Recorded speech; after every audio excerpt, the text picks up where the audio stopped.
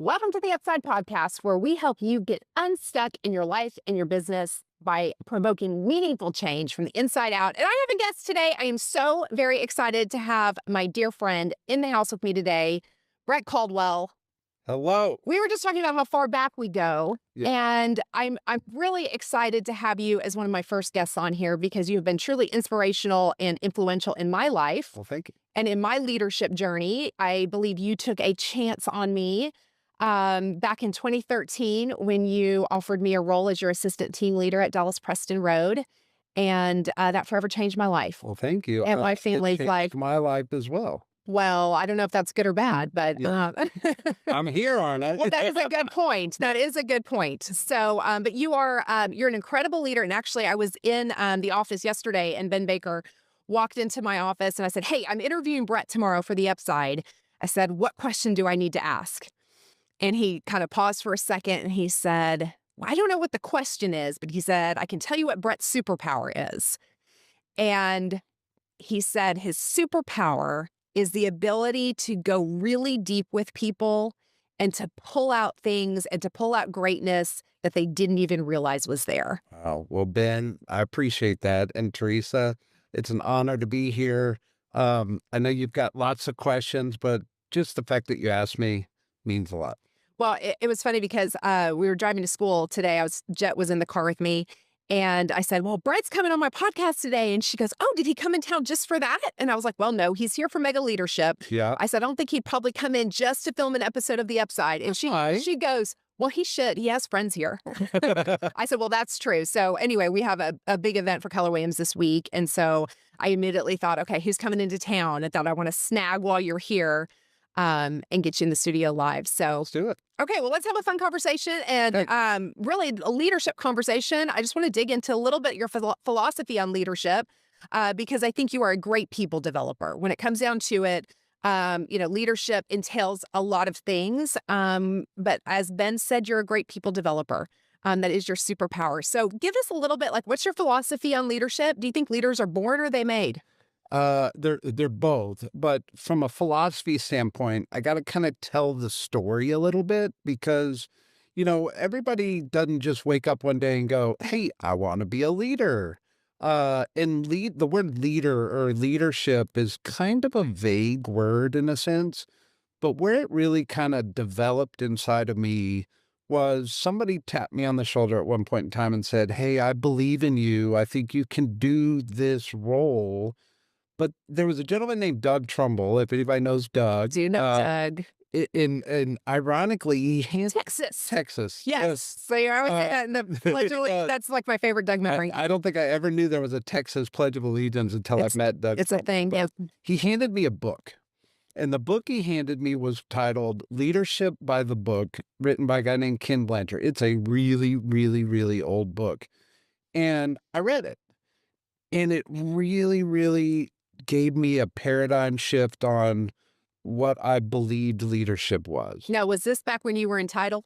Or is that where you already been to Keller Williams? Leaving title, Okay. and I was becoming an assistant team leader. Okay. And he handed me this book because I was assistant team leader to his wife. So Yeah. he wanted his He wife was like, back. "Hey, step it up in your leadership, Brett." But the book gave me a deep understanding of what the term servant leadership really is. And I think leadership, as I said, was a vague term. So some people get the title of leader, but that doesn't mean they subscribe or show up as a servant leader. It just means, hey, I'm the boss. You better do what I say. Mhm. I could live in an autocratic world. But I believe my philosophy, as you were asking, real leadership stems from this concept of servant leadership. And it's not a Christian book, but it uses the parable of Jesus in the book to kind of help tell the story or define what real servant Mhm. leadership is. And it changed my paradigm. And to me, if philosophy is the question on leadership, it's how do you show up and serve people? Mm. And then we can keep going, but that's really how I developed my whole perspective on what leadership is. So, and it was such a powerful message that I wanted to step into it. Wow. and move in that direction. And what's so powerful about that is somebody just gave you a book, and sometimes it's the simplest things, but the core book that somebody believed in you and saw something in you. And I think you have paid that back multiple times to so many people. And the thing is, sometimes you read a book and I couldn't quote the book. All I know is the book gave me a understanding of servant leadership. Yeah. There wasn't like an action or any kind of major concept in the book outside of the perspective of Yeah. what servant leadership I is. don't remember if it was John Maxwell, but I pretty much will just give him credit for anything good I hear Yeah. on leadership because I figured it probably originated there. But I heard somebody say that the way you know if you're a servant leader is how you respond when someone treats you like one. And I was like, oh, wow. Like Mhm. when someone treats you like a servant, how do you respond in pride? Do you respond in offense? Yes, And that really is the true test if we're operating as a servant leader. correct.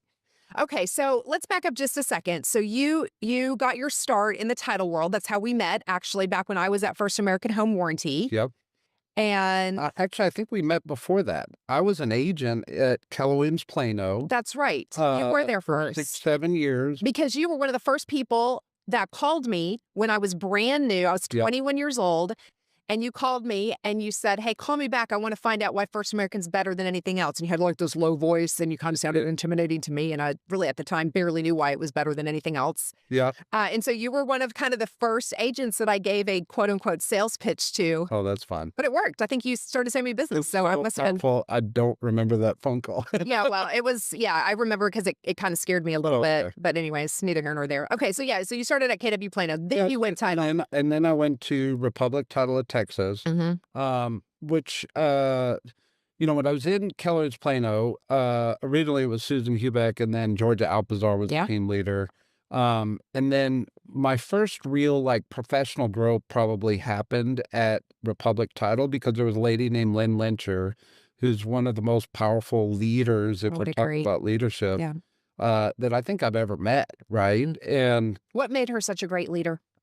Because I knew Exactly. Lynn watching from the outside, and I always said if I moved at the time, if I go work for Title, I'd go work for Lynn. she developed people. Yeah. And literally woke up every day with the goal of developing the people that were in her influence. Okay. All right. So then you moved to Keller Williams as an assistant team leader, Correct? and then moved into a team leader role Sure. at Dallas Preston Road. And then now you're in Atlanta, Georgia, running Yeah. 7 market centers. Yep. Have stepped into a whole new realm of leadership. Yep. So you've had a really progressive journey, I right, have. throughout the years of just things kind of building upon each other. What is the biggest mindset shift you think somebody needs to have to really step into leadership and to really being a people developer? The mindset shift is there's a quote by Maya Angelou that says, the more people you help get what they want, the more you will actually get what you want in return. And if you think of this concept of merging this principle of servant leadership in that quote, Mm-hmm. you've got to take that quote to heart. And if you show up and really believe to be a people developer and you really look at your life and go, and man, I need to go out there and help all these people get what they want, and just trust you'll get yours in the end, it'll happen. Yeah. It may not happen exactly the way you wanted it to. It may not happen on your time frame, on Rarely on our time frame. economic. Yeah. I mean, if you're trying to make it happen on your time frame and your economic expectations, you're probably coming with ego or some self-fulfilled motive. Mm. But if you really show up as a servant leader and say, man, my role in life is to go help all these people get what they need out of their life, you have to trust you'll get yours in the end. Well, you really believed in me when you hired me as your ATL. So at Yep. the time, my twins were 1. So I was a little still overwhelmed with life, right? But I knew my time where I was at First American Home Warranty at that point, and I was stressed and bored, which I always say is a horrible combination. Either be stressed and challenged because you're growing, or be bored and stress-free, but like Yep. stressed and bored is a horrible combination. And I knew my time there was kind of coming to an end, but I had no real clue what was next for me. And you were that tap on the shoulder for me. Yeah. And It didn't go that easy though. well, that's true. Yeah. I did not say yes immediately. Yeah. Um, okay, you tell the story because I want to hear what you say. Uh-oh. Well, honestly, We'll see if we have the same story. I was the operating principal in Rockwall, Texas, Yep. and I was actually looking for the team leader of Rockwall, Texas, Yep. and you were on a short list of people that I wanted to talk to. And of course, so I call you and you basically give me the Heisman of like, not, no way, no hell, Yeah, I was pretty not clear. happening. I had a lot of clarity. I was like, thank you, no. No. Because you said, oh, you need to call my husband. I did.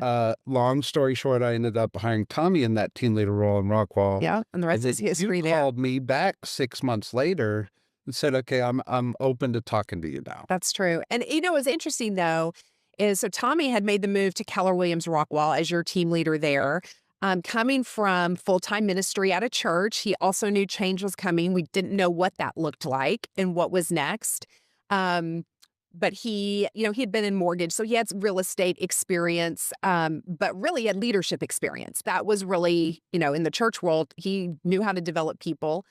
Um, and so I saw, though, him transition into a completely different role, and I saw how you developed him as a leader, right? And it looked very different to me after I saw him see success within his first 6 months, and I thought, huh, maybe I do want to have a conversation around this. But I remember sitting with Michelle and you at that sushi place right Yeah. there by Dallas Preston Road.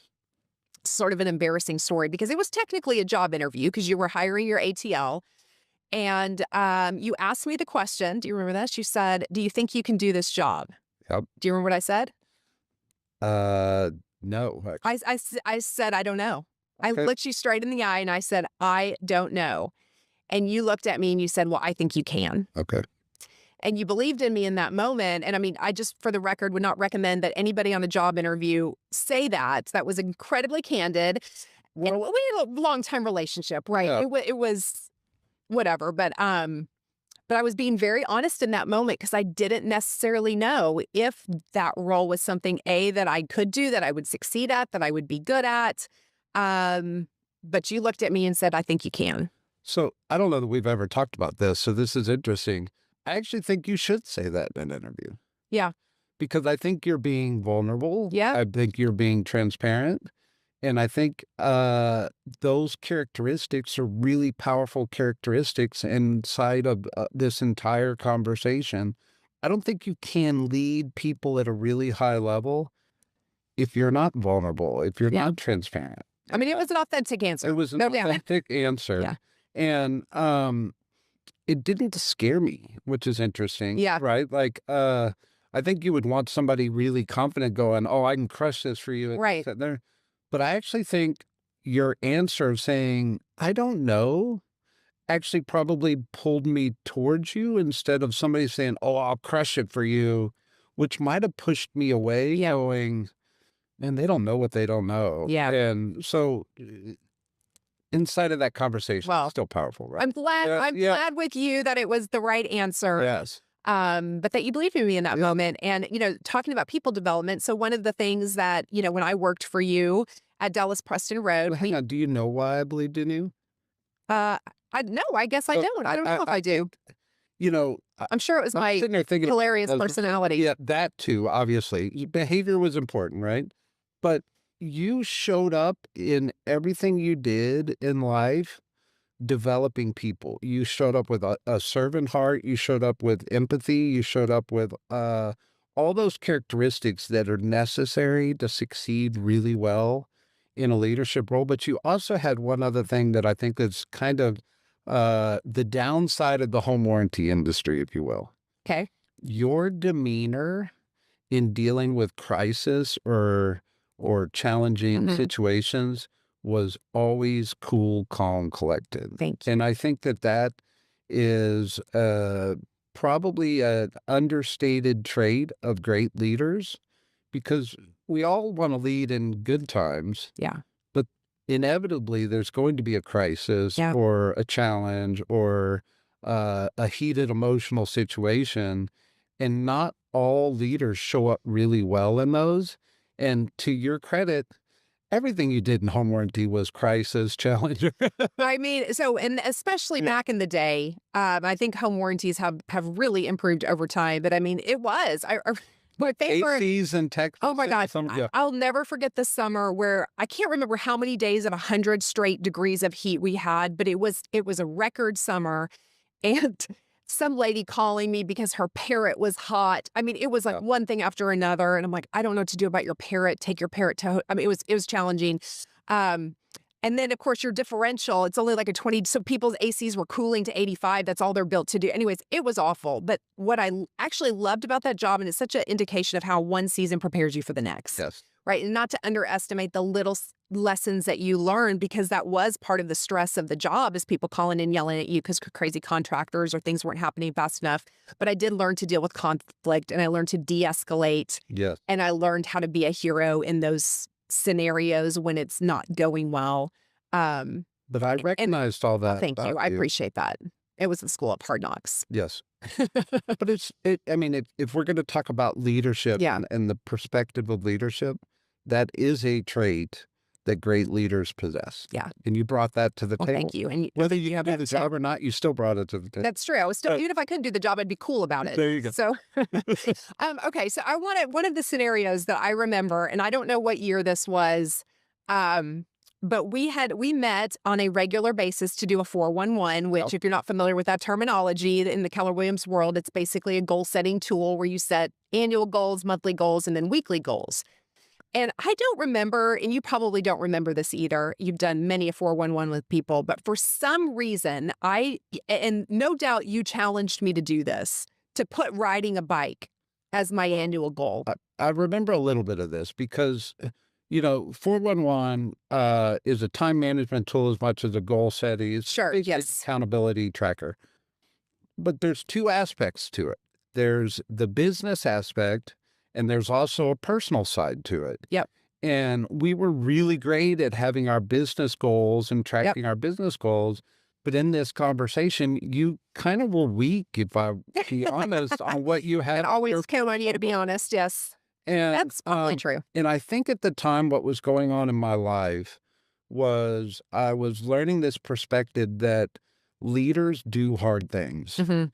And they constantly challenge themselves to do hard things because it creates a perspective of growth, and you always want to be in a perspective of growth. And I think I was asking you questions like, what scares you? Uh-huh. And I don't a lot of our stories Yeah.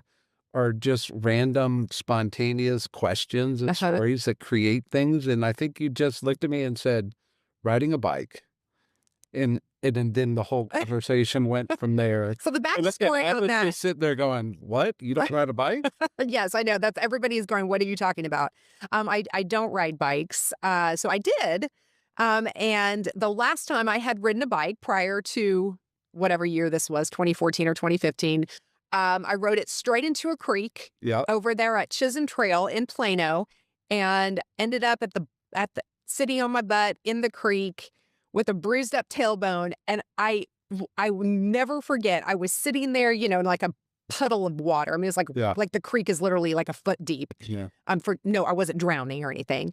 And I remember thinking, I am never going to ride a bike again. I made a vow to myself, I will never ride a bike again, Yep. because I'd already broken a finger. I'm kind of clumsy. I never really enjoyed it. Just whatever. It wasn't my thing. And so when you said that, I thought, but I've already vowed I would never do this again. Yeah. But I realized the power of making a vow out of fear, right? And then I put it on my annual list that I was going to ride a bike. I remember. And I didn't make a commitment to become a bike rider, just that I was going to ride a Good. bike. And I would like everybody to know, just for the record, it is not once you've ridden a bike, you always remember how to do it. That's not actually a thing. I think Tommy still has that video. If I get really bold, I'll post it. You should merge it into the video of this podcast. I mean, it's hilarious. Yeah. Like I was like this. My girls were probably 4 at the time, Oh, yeah. fully capable of riding a bike, and they were like, thought it was the most ridiculous thing that I couldn't do it. But anyway, I think I waited to the end of December Yeah. to ride this bike. Have you ridden a bike since? No, Okay, good. But you did. no, but I did it, You did it. and Yeah. I did, and that was the goal. But so the question though in this context of leadership is what changed inside of you because you accepted the challenge, Yes. and how did it change you? And then how did that influence your leadership journey going forward? So I You're supposed to be interviewing me, but well, no, I mean, conversation, but I think being pushed to do something again that I said I would never do, um, because then it creates a marker of other things that I say in my mind, right? I can't do that or I'll never do that.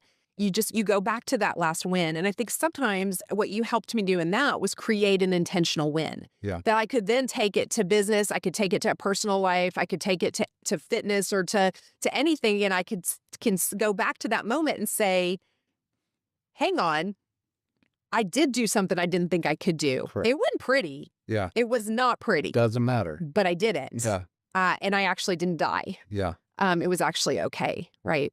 But you have a really, I think what makes you, Brett, so good in those moments, number one, of coming up with that, because something you asked me prompted that to come out of me, right? And to hold me accountable to going on that journey. But you're also very willing to be uncomfortable. Like yeah, you will sit with somebody um, and probe and dig. And I think most people, myself included, are way too quick to let somebody off the hook because they don't like that feeling of discomfort. How did you learn that? Or do you just enjoy being uncomfortable and awkward, Brett? Or no, talk about I that because it really is a unique skill that makes this your superpower, in my opinion. how did I learn it? I don't know that I have an answer to that.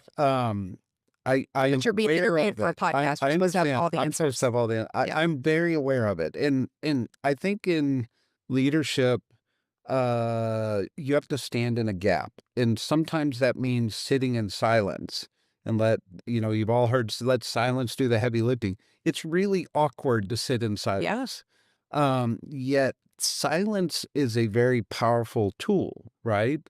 But standing in the gap is just willing to stand in a place of awkward or uncomfortable Hmm. because you know that your commitment to stand there causes greatness to happen. Yeah. Because without it, you let people off the hook. You land in the easy path. You land in the less friction path, right? And standing in that gap, and what I mean, I use the phrase standing in the gap, but it literally just means standing between somebody and you're standing for their greatness, and people fight really hard for their limitations. Yeah. And you got to stand in between that. Yeah. And that's what great leaders do. That's what great coaches do. I think that's what great friends do.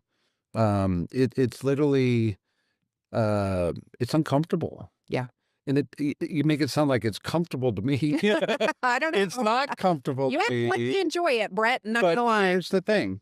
How proud am I to know that you went and rode that bike that day? Yeah. So that created an intentional win, but I have a Rolodex of intentional wins that remind me how important it is to do that. Yeah. If you've never done it, go create one.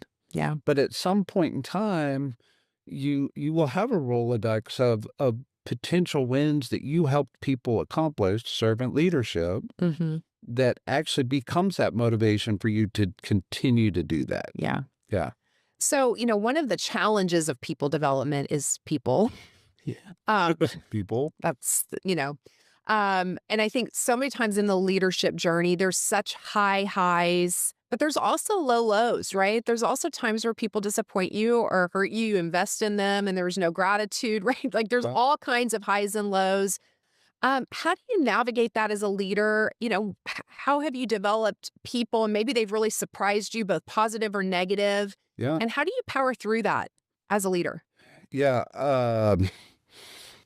Journaling. So, when somebody signs on for a leader, they're usually attracted to the wins and the success stories and the standing on the stage and Yeah. all the fun stuff. But you forget that there's going to be moments of tragedy. You forget there's going to be moments of crisis. And what you learn later is those actually turn out to be your most proud moments of your journey. Yeah. Not the time you stood on stage, but when you led a group of people through crisis, or you helped a group of people go through a tragedy, right? Mhm. Um, and it's not something that you really prepare for, Yeah. but it actually becomes part of your proudest Yeah. part of your journey, right? Well, I think it's what changes us the most, right? It's the hard times, it's the trenches, and it's the only way you can really learn it is to be in it. Yeah. Um, Well, you think about sports figures. We all know who's won the most Super Bowls or the most NBA I really don't, championships. but I understand, everybody but Teresa knows. Uh, yeah. but what you're attracted to is not the fact that they stood on the podium or got the Yeah. trophy or that. You're actually attracted to the storyline of what trials and tribulations they It's true. took to get there. Yeah. And you could watch The Last Dance with Michael Jordan. It's the whole, the down and dirty of what Mhm. went on behind the scenes, and that is great story. And you think about that in your own context. What's your great story? It's not what you're doing here winning. Yeah. It's all this stuff in one conversation at a time Yeah. you took on the journey. It's the day to day. It's the day to day. So what's the biggest mistake people make in developing people? Trying to control people. Mm. Talk about that. The reality is, I think most human beings wake up and try to find some semblance of control in their life. And you tend to want to control people, yet you have absolutely no control of people. And that's the bottom line. Yep. And the reality is you can inspire them, you can motivate them, you can hold them accountable, but you really don't have control. Yeah. And once you finally get that into your brain, it changes your approach, Mhm. right? Because we're in real estate, and I don't want to say people own people because that has a bad context, but they tend to show up like they own people. Mhm. They're mine. That's my assistant. That's my Mm. team agent, or that agent belongs to my brokerage. We don't own anybody. Right. They choose and we choose, and there's a mutual choice that keeps us all in business Yeah. together. Yet, this concept of servant leadership, if I'm doing a really good job of inspiring somebody, helping them live the life they want to live, helping them get what they want to get, Mhm. ultimately my world will get bigger. Yeah. Because people see that, and that's actually what's most attractive, Mhm. is when you're a leader that is helping a whole lot of people get what they want. Mhm. Everybody else is gonna look around going, "Nobody's helping me. I need to go over there. They'll help me get what Yeah. I want, Yeah. but I can't control you." Yeah. That's the downside. Well, and I think you kind of brought it full circle with the idea of servant leadership Yeah. because it is really hard to control somebody that you're serving, Yeah. right? Like that just doesn't that's the antidote, if you Yep. will, to that kind of spirit or mindset of control. Yeah. Um, But we all want it. yes. Want it. We're Sure. human. Yes. For my world. Yes. We all want it. It's just not feasible. Yeah. Well, I think as a parent, you realize that very quickly, that people cannot be, I mean, even children really can't totally be controlled. You realize that the first time that they go running the opposite direction from you in public, and you're like, Okay. I'm in control. do this. Yeah. Okay. So how do you create a culture of personal growth? And I think we have this in Keller Williams in our organization. I think that is one of the things that makes us very unique and different is that there is overall a culture of personal growth. But how do you within your organizations and with your teams and how do you create that culture and then cause people to take ownership of their own growth? Yeah. So there's this concept of either being in a silo, which just means that I'm by myself, I'm in my world, and I stay in my world. And I might see you or talk to you, but my world's my world. Mm-hmm. And then there's this concept of fostering a team culture. Yeah. And what a team culture means, what doesn't mean we have to be in business together, Mm-hmm. but it has to mean I actually care about your success and you care about my success. And when you can create the magic of a team fostered culture Mhm. where people care about each other's success and has zero benefit to them personally, that's the magic. That's the secret sauce. That's the culture Yeah. that allows people to really thrive and succeed at the highest level because they don't want to let people down. Yeah. And even though they're not in business together, like literally, I have a text chain with 5 guys that we have a daily physical health Okay. check-in Yep. challenge, and I have to post every day in this little thing. I don't have to, I choose to, Sure. but I know the principle of that whole culture is I don't want to let those guys down. Right. And I also know they're watching me. Mhm. They have no personal motivation in me doing what I'm supposed to do, but that fostered culture actually creates the secret sauce. Yeah. And that's such a special thing when you have that. Okay, so this is a Chat GPT question, Oh, Lord. but I thought it was kind of fun, so we're going to ask it. Okay. So if leadership were a sport, what position would you play and Yeah. why? So ChatGPT, great question. Yeah. And Trees Flood, great Zelda. question. Zelda. Hey, My by the way, AI makes everything great, it and it's going so fast. it So is. I No appreciate the shame. question. Yeah. No shame. What position would I play? Coach. Okay. And here's why. If you were a quarterback, you can put on the Superman cape and go save the day. Yep. And at the end of it all, you can only control what you can do. And you're still in a team culture and Mhm. you're in a great position to go make a difference and influence the game. Yet the coach is different. Mhm. The coach can only win through the success of other Yeah. people's performance. And um, if I had to really pick one, my first blank was, oh, I'd rather be the quarterback. But I think the coach winning Mhm. actually has a deeper fulfillment because he won through others Mm. than the quarterback's fulfillment of I did it. Well, it's almost like every player on the team, he gets every single one of those wins. Yes, And that happens somewhat with team too, no doubt. But um, that ability, there's a lot of times, and you can see this in the real estate industry, somebody is a great producer. They yeah, know how to sell real estate, they understand production. And then when they're ready to go to that next level of starting to hire and build a team, it is a completely different skill set from being able to go out and take a listing to being able to succeed through others. correct. And that coaching and leadership skill is a totally different it's a different journey that we have to go on, right? But it is an incredibly fulfilling journey. I agree. To me, I think some people would absolutely choose to be the quarterback. Yeah. And there's Or- and or- you can be a leader at a Yeah, quarterback level. 100%. And a great coach is going to make sure that their team is full of a bunch of leaders at their positions, right? 100%. Yeah. But to me, I judged my answer based on what would give me the most fulfillment. Yeah. And I think the most fulfillment would be being the coach, knowing I actually created the championship or the success through everybody else's performance. Okay, so go back to your younger self. Uh-huh. I know you're very young still, but your younger self. What piece of advice would you give to Brett Caldwell in his 20s about leadership? I think it's probably what we've already said is you can't control people. Yeah. I think every stumble in my journey thus far probably has a common thread where I was trying to control instead of inspire or motivate.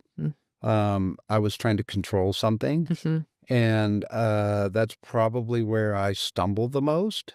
Which is also very stressful. Because when we're trying to control something we can't control, I mean, that's just gonna rob the energy and the joy. Yeah. Yeah. Okay, so leave us with something, Brett. Inspire all of our growing leaders, our existing leaders. Like, what are you learning right now? Like, how is your leadership being challenged? Challenge me in my leadership. Be a Teresa Flood. Oh, please try again. Uh, I mean, it's age-old principles. The 2 things that change your life the most are the people you meet and the books you read. Now it's 3 things. The people you meet, the books you read, and the podcasts you listen. Yes. So, but the reality is, leadership is not there's not new leadership concepts coming out all the time. It's more just a practice of your practice of leadership. So Mhm. the question is, where do you need the work? So in leadership, you've got to learn how to help people discover what greatness looks like and stand in the gap for them. You've got to probably develop some coaching and consulting skills because that's how you help people get Yep. what's best for them. But you're just on this journey and it's not that complicated, but you've got to jump off the cliff. And what I mean by that is if you're in real estate, if you're an individual producer, at some point in time, you probably need to hire an assistant. Yeah. Well, guess what? You're a leader now. You have somebody that works for you. Yeah. Or if you're looking to build a team, one of the conversations that lands in a team leader's office all the time, I don't want to manage people. I Mhm. don't want to have anything to do with people. Well, don't manage people, lead people, Mhm. help people win, and you will win. But you do have to jump off the cliff Yeah. and just go for it because it's never organically going to show up in your life. Yeah. Yeah. Well, and I think there is the realization too that the only way you have to do it to grow. You can read every leadership book in the world, listen to every podcast, interview everybody, but until you actually step up, and I don't necessarily mean a position or a role, but until you start leading people and building influence, whether that's at home with your family and your children, whether that's in your community, whether that's in your business or a larger stage, it's a practice of leadership. I Yeah. love that you said that. Yeah. We have to go out there and practice it, Yeah. which means won't be perfect. Well, I mean, you might say, "Oh, Brett, you're a leader." Well, by some definition, I am, but internally, I'm probably not even half the way there on my journey, Yeah. right? Like we're still always working to improve. We're still always working to uh, take status quo and make it better. Yeah. There's no journey. There's no destination to it. Right. Yeah. It's the never ending. Well, thank Like, you for joining me. yeah. Can we talk about one other thing? Maybe. We have a bet going. You're hilarious. Uh-huh. We're working on that, Brett All right, Caldwell. We're wait. working on it. Okay, we're gonna 8 years later. 8 years later. You are ruthless. Okay. Just edit this part out. Thank you, ladies and gentlemen. Uh-huh. Okay, so where should everybody follow you on all the socials? Instagram's easy. Okay. Brett M. Caldwell is my little tag. M Yep. for middle, or you can throw my middle name in there if you want it. But Got it. Brett M. Caldwell at Instagram. Awesome. Well, I appreciate you. Thank you Thank for your leadership in our company, but mostly in my life and my family. My girls say hello. Yes, Tell your beautiful wife hello. will do. We miss you guys living here in Dallas. All right. All right. Well, thank you, everybody, for joining another episode of the Upside Podcast, where we believe that when you invest in your life and your business every single day, it will yield you great returns. Please subscribe to teresafled.com. That's spelled Teresa with an H. There's a fled.com. I'll put you on my very special VIP mailing address list. Well, not mailing address, email list. Yeah. Like mailing to your home. Subscribe. Subscribe. Yeah. Awesome.